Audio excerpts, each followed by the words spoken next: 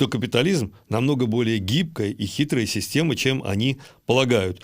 Контркультура была на самом деле социологической и психологической критикой не капитализма, а массового общества как одной из ипостазей его. И ценности контркультуры стали самой жизненной кровью капитализма, придали ему второе дыхание.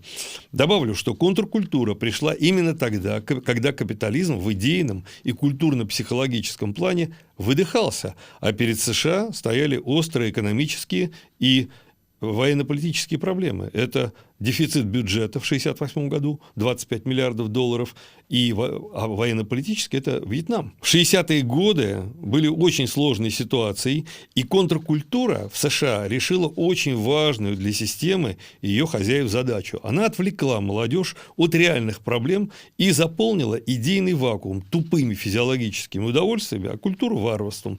В этом отношении 1968 год для Америки стал внешне едва заметным, но вполне реальным началом варваризации, погружением в темновековье.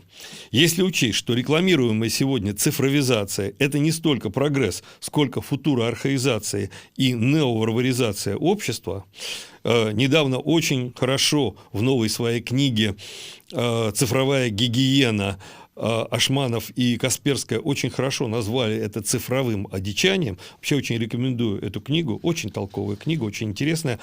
Просто в каких-то моментах, как учебник, который нужно прочесть современному молодому и не только молодому человеку. Еще больше интересных выпусков вы найдете для себя в подписке видеожурнала «Картина мира».